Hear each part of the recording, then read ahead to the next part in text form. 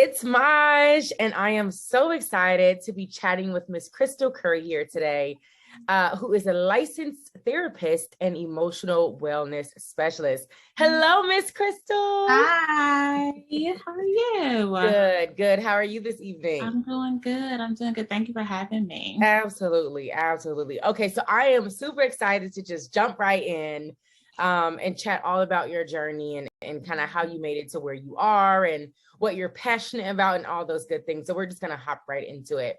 So let's learn. I'd love to learn a little bit about your story. So let's talk about kind of what sparked your interest in that mental health space, that emotional wellness space. What happened there? What sparked your interest? Yeah, so my journey has been very interesting. It's very personal. I've always been a helper just by nature. And so I knew I always wanted to help people. But I grew up in a very toxic home environment, right? My dad wasn't there. Well, first, my mom and my dad had me when they were 14 and 15, right?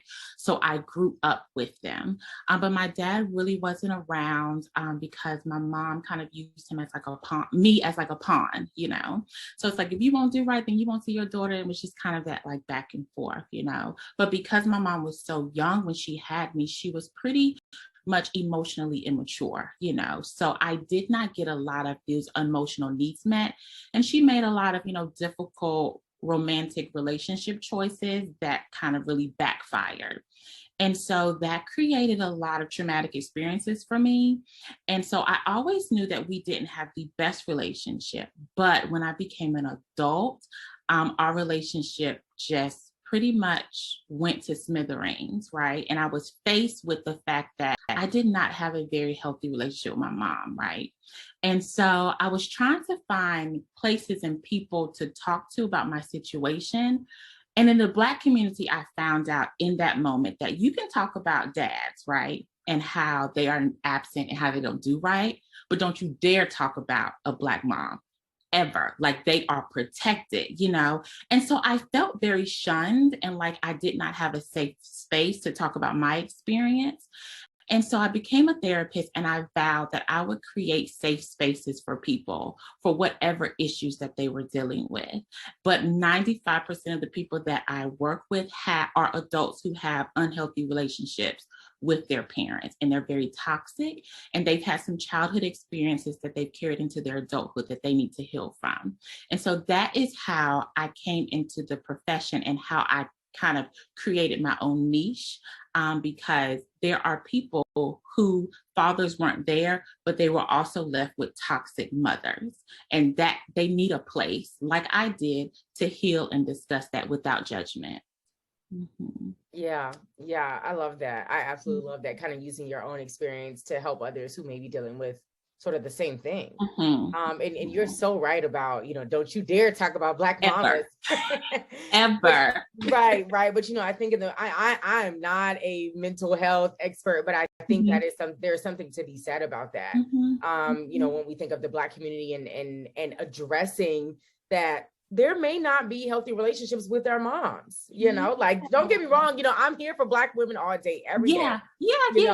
But we do have to address kind of that elephant in the room. So it's so important that you said that.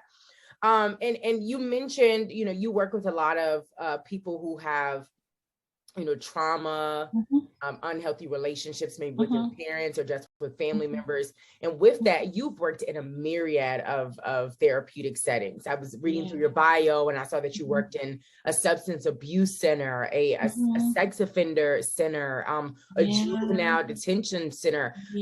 Tell me about those experiences. What is that? First of all, how did you get there? Tell me, how did you get there? And then tell me about some of those experiences. Yeah, as human beings, we always gravitate to what's familiar, right? So dealing with people in those type of environments, like the juvenile detention centers and the psychiatric centers and all of those, like I'm not unfamiliar to that and the chaos that it brings. So actually I was comfortable there, and I still am. So my first job out of college was a juvenile detention center, and I did that for 4 years and I loved it.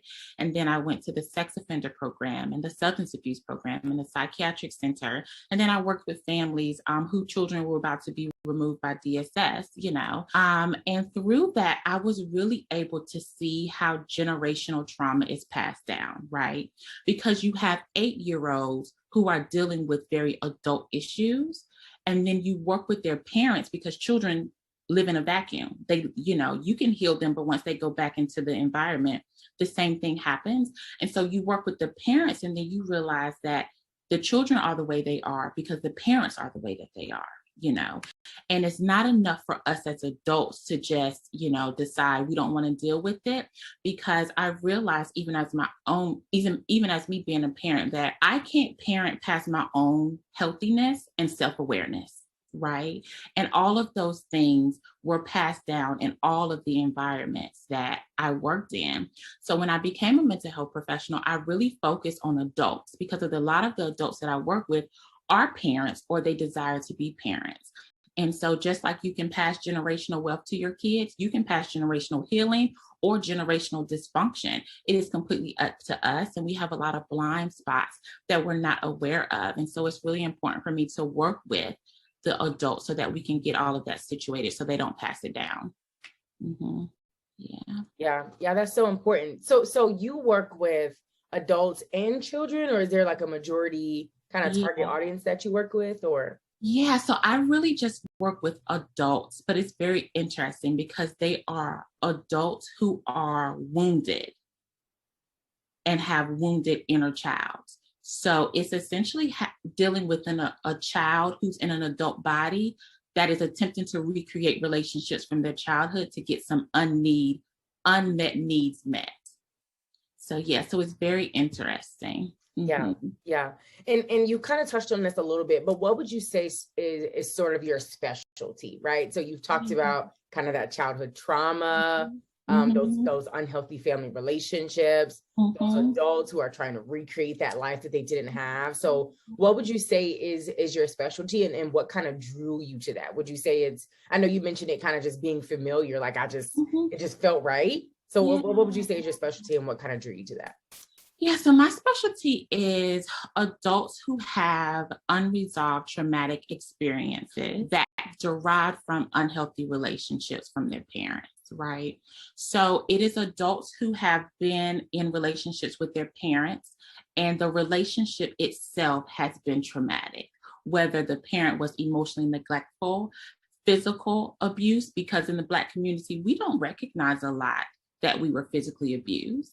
And I have a lot of people that I work with where I have to say, no, that was abuse, And so they're dealing with that. And those who just did not feel like they were picked by their parents, or that they were good enough for their parents, because a lot of us in the Black community are overachievers for many reasons, right? But a lot of us are overachievers because we realized, and it was reinforced, that who we are authentically is not enough. So we have to obtain and achieve so many things in order to become valuable. And that is where our identity is attached to, until you get to this point where it's like, okay, I don't like any of this, and I don't know who I am. And that's really what draws people to therapy. Mm-hmm. Yeah, I think that's so important. And I started my therapy journey this year. Oh, good. And yes, I'm loving it. I'm absolutely loving it. And when I first kind of jumped into, some of my issues or the things that, I wanted to discuss, we jumped right into my childhood. What is your relationship like with your parents? What are some things you experienced? And so you kind of talked about sometimes we don't know that, we've been traumatized by abuse or something like that, because we didn't know it was abuse, right? So it's so important, that you mentioned that, especially in the Black community. It's now you're carrying this generational trauma that you didn't even know was generational trauma. You didn't even know it was abuse. What would you say is, or should I say, are some of the challenges or the issues that you kind of deal with in your day-to-day? Yeah, so it's really hard for me because I'm still a person, right? I'm a therapist, but I'm still a person, you know. It's really difficult, even in my profession, to see people who are just suffering for things that were not their fault. Because I've been there and I connect with that, you know. And when you have these traumatic experiences or these mental health symptoms that come from your parents and what they did not do, and you're kind of left with this mess to figure out, and it was never really yours to figure out in the first place, and it's like, gosh, why am I suffering? Like, why did this happen to me? Like, that has always been difficult for me because I resonate with that so much. So even as a therapist, I still struggle with that when people are just like in that initial phase when they're just like, I just don't understand why I'm suffering. Mm-hmm. Yeah. Now, we always say, the therapist has to have a therapist too, right? Like therapists need therapy. So when we think of, self-care and prioritizing yourself and not getting caught up in those stories because you can relate, what does that look like for you? What does self-care look like for you? How do you separate, kind of that work from personal, even though work is kind of personal? So yeah, I do have a therapist. I have a therapist that I see. She is absolutely amazing. I'm pretty sure everybody thinks that about their therapist, but my therapist is absolutely amazing. And then I have people in my life who are safe for me, where I can be exactly who I am. If I am in shambles, if I need encouragement, if I just need some reinforcement, like I can go to them. And they know exactly what I need. And they've done life with me. Like I've been walking with them for like 10 years. And so they know, like if I'm distant or they haven't heard from me in a while, they'll check up, hey, what's going on? You need to come, you need me to come, and I have those people in my life. And then I have my husband who's absolutely amazing. And my kids, and they don't care about this therapy stuff. They just want me, and that keeps me grounded. And so I really appreciate all the people who are strategically placed in my life because it does take a team, I say, to make me go and to keep me healthy and sane. Yeah. I love that. Go, hubby. All right now. So I know that July is Minority Mental Health Awareness Month. And I have a couple of questions around that. My best friend, she's in the whole therapy, to get a degree in therapy and stuff like that. So sometimes she's my best friend. I'm like, okay, I need you to be my therapist today. But one thing that we discussed, I think, when I think of minorities or when I think of Black people, the Black community, and when it comes to therapy. So once you kind of get into that place where you're like, okay, I want to go to therapy. I want to try this out. I found this therapist. Now I don't know what to expect. So you go into therapy and you're like, what do I do? What do I say? Should I tell her about the argument that I had with my boyfriend yesterday? Should I tell her that I didn't eat? Like, you don't know what to expect, or you kind of don't know what to do kind of going into therapy. Yeah. So how do you learn about that? How do you, I guess, prepare? What is the how-to for therapy when you have, the Black community and my parents? There was no such thing as mental health in my family. Absolutely. Love my mom and daddy to death, Right. but that ain't nothing wrong with you. You don't pay no bills. Okay, I pay all the bills. Right. What you got to worry about? What you sad about? Ain't nothing wrong with you. The only thing you need to worry about is getting A's on your report card. Right. And so now that, I'm in this place where, okay, I've grown, I'm trying out therapy. And for people who are like me and we're going into therapy, it's like, how the heck do you do this? Yeah. So what would you say to those people? What is that kind of research or preparation going into therapy when you've never done it before? Yeah, I identify with that too, because I feel like there's a certain level of anxiety when you try to find a therapist anyway, right? And my first therapist, like after the second session, she didn't show up anymore. And I was like, oh my gosh. But that's like the worst fear, it's like, what if I am too much, So I would always say, like do your research, like ask people, if somebody's going to therapy, like ask them about their therapist or if their therapist can recommend a therapist, And then I always say it's so cool to get a therapist that looks like you. That you can identify with, that you don't have to feel like you have to modify what you say or watch what you say, because therapy is your safe place, And so if you want to cuss, if you want to yell, if you want to use your jargon, if you want to come with your hair conditioned or wrapped, do that. because ultimately you pay the therapist, like the therapist works for you, And so once you've done all that and you find a therapist, be honest with your therapist, and be like, do you want a therapist that comes planned with things to do? Or do you want a therapist that you're able to come and say, well, this is what I want to talk about today?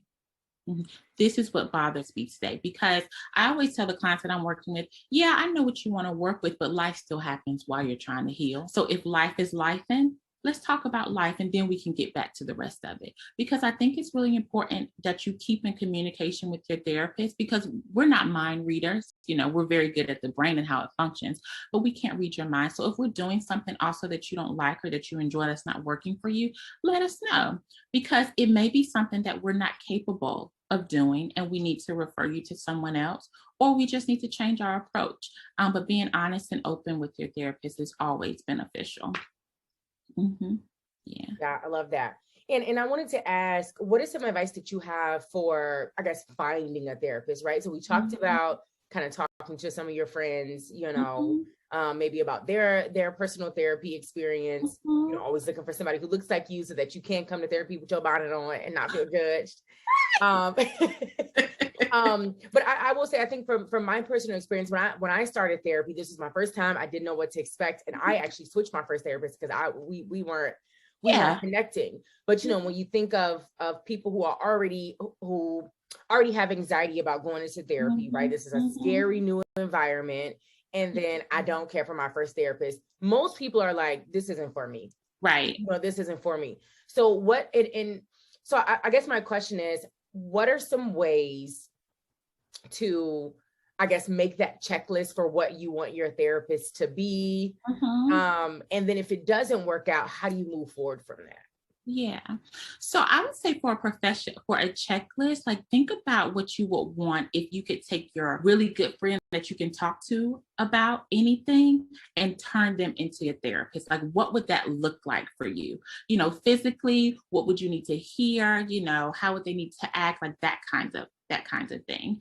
But then there are some great databases. I know like Therapy for Black Girls on Instagram, they have an amazing database. Psychology Today has a great database. There are also databases where you can just Google and you can find a video of a therapist talking about themselves. And there are a lot of therapists who have personal pages now, because we're going into the age where therapists aren't just therapists, but they allow you into their personal life as well. And so you get an opportunity to see what the therapist is like personally, because that was important to me, that she had the same values and beliefs that I did. And so Instagram is a great tool if you use like the hashtags and, find a therapist in your area, because I don't think people realize that because of COVID, you can now see a therapist virtually anywhere in your state, so they don't have to be exactly where you live. They can just be in your state, or you can find a therapist that's outside of your state, but is licensed to operate in your state. Yeah. All good points. Now, when we going back to Minority Mental Health Awareness Month, why is it important for, I know it's minority, but I'm gonna say Black people. Why is it important? Why is it important for Black people to seek mental health treatment? Why is that important for us? Yeah, because our life is hard, like just being blanket, our life is really, really hard. And we have so many struggles, and so many obstacles that are forced on us, and then that we force on ourselves, that we really just need a safe place, to be, where you don't have to be a mom, an employee, a business person, a sister, a wife, a husband. You don't have to be any of that. But the focus for an hour is completely on you and whatever you want to talk about, and then we have so much that we feel like we have to keep inside, and these standards that we have to uphold, and the pressure is so much that we're going to literally bust if we don't. There are so many Black women and Black men who are leaving their families, leaving what they've known, because they're just tired. Life wears you down and you just get tired, and you just need a place where you can just be you and become, filled. Because, I heard a great quote, and it's like, we talk about you can't pour from an empty cup, but whatever's in the cup belongs to you, and the overflow is for everybody else. but sometimes we just try to pour from the cup that's really supposed to be ours. And then we're wondering like, well, why is nobody tending to my needs, or why don't I have what I need, And so it's so important just to give yourself that opportunity to reflect and to let out and just be who you need to be and say what you need to say without judgment, and nobody else will know. Mm-hmm. Yeah, good points. Good points. There's something that you said that triggered something that I wanted to ask you. So for someone who is thinking about therapy, they're right on the edge, but they're scared, right? That anxiety kicks in, that fear kicks in, and it's like, maybe this isn't for me. What advice do you have for that person? Yeah. So anxiety is very interesting because it's absolutely necessary, but anxiety is designed to keep you safe, right? And so although we know that we need to get better, the way that our brain works is it enjoys what is familiar, even though it's unhealthy, And so I would definitely tell you to experience the feelings of anxiety, but push through them anyway, and just go to therapy, make the appointment and see what happens. Because if nothing changes, nothing changes, right? And you need to go to therapy, and that's why you're having the internal struggle. And the internal struggle is never going to go away, right? It's just going to come out in different parts of your life. So just go ahead and do it. And then once you do it and once you get your feet wet, you'll be like, I should have went to therapy a long time ago. That's usually what happens. I love it. So just go ahead and kind of just try it out and see what happens. Yeah. And go from there. Miss Crystal, what keeps you going? Oh my gosh. I am really excited about people being healed. I have been on the other side of being unhealed and not knowing like if my reaction or responses to things was because of what was happening in the moment or what I pulled back from years ago, And I've been there, and I've been to a place where I couldn't understand why I was suffering and why I was self-sabotaging and going through all of these cycles, and nothing was seemed to working. And I felt like I had to be in control, but I was never really in control. Like I've been there, and now I'm on the other side, and it feels good over here. Listen, it feels good over here. And to have the opportunity to help people to get to the other side, that is so exciting for me because I understand the power of healing and the fact that I'm healed. So my kids have an opportunity to live a life where they don't have to go to counseling because of me. That excites me too. And the fact that I get to have a healthy relationship with my husband and a long-lasting marriage, that excites me too. So that is literally what keeps me going, what wakes me up every day and what keeps me going through the sessions and the sessions and the sessions. I'm just excited about that. Child, you about to make me shout up in here. I can't wait to the organ. That, okay. I'm still a work in progress. I can't wait to get to the other side, okay? Because that it sounds like it's beautiful over there. It's wonderful over here. And you become unapologetic about who you are and what you want. And you just don't settle anymore, And it's just authentic. And it feels good, Mm-hmm. And I think it's so beautiful that you mentioned that, right? Just like making it to the other side and then seeing other people like having that impact, right? That helps other people get to the other side. But sometimes, even thinking about the journey and those small kind of celebrations along the way, those small, like, sometimes I'll be on the phone with my best friend and I'm like, such and such pissed me off today, but you know what? I'm working on grace. So I didn't say such and such and such, or instead of me saying this, I went and I said this instead. And I tried to get a little bit more understanding and I understood where she was coming from. And now we good. I'm like, you know what? I'm proud of myself, Yes. Just on that journey. So I think for me personally, that feels good. Those small kind of accomplishments along the way. Like I said, honey, Jesus and my therapist are still working on me. But, those small accomplishments along the way feel amazing. So I can only imagine, what it feels like to truly feel like you've made it to the other side. And there's always, room for improvement, right? You're always on this continuous learning journey. But that moment where you really feel like, wow, I am healed, right? Like I have healed from this thing. Like I have healthy relationships. I know how to communicate. You can't provoke me. Listen, I am unoffendable. Like, I'm good. I know. So Miss Crystal, tell us what's next for you. What would you say is next for you? Yeah, well, I just released a workbook on forgiveness because that has been what my healing journey has Tell us about that. Yeah, so I wrote a workbook on forgiveness because I had to overcome a lot of things, but I was only able to overcome when I forgave. And I had to forgive without an apology or an explanation, because I was stuck there. They had moved on. They were on with, going on with their life. But here I was waiting, upset. Because listen, I could hold a grudge with two hands. It was no problem, right? No problem. And so, people would always say, you just need to forgive and move on. You need to forgive and move on, like it's a simple thing, and I am a realist. When I do therapy, I'm real, and forgiveness is not easy, and it takes a lot of work. And so I pretty much put my journey into a workbook, and it's a step-by-step guide on what you can do in order to forgive when it comes to, your triggers and adjusting your expectations, because oftentimes we put expectations on people that they never agreed to. And then when they disappoint us, we become upset because they did something that we expected them not to do, even though they never agreed that they would not do it, but that's in the book. And so I did that. And so that's pretty amazing. And today is National Forgiveness Day. So that's exciting too.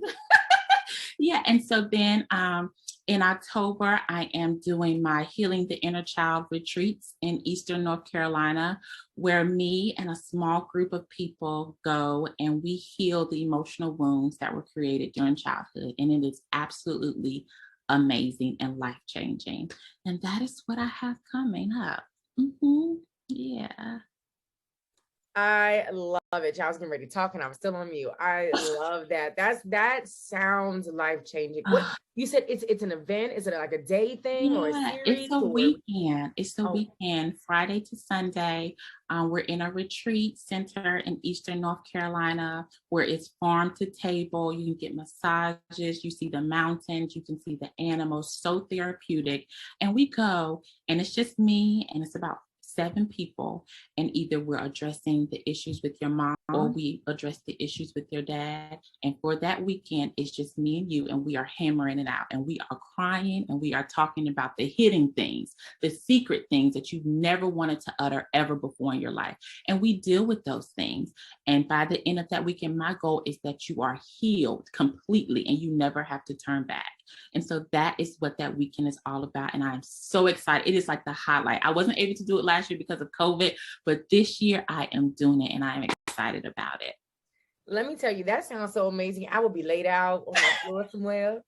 Number 1, I will be laid out, healing, laid out. And 2, I'm not leaving after that. Y'all might be staying for the weekend, but I done moved in. I done packed my bags. Yes, it is absolutely amazing. And it's mostly Black people that come, and I love it. I love it because we deserve that. We deserve a space to just let it all out and leave it and never have to pick it up again.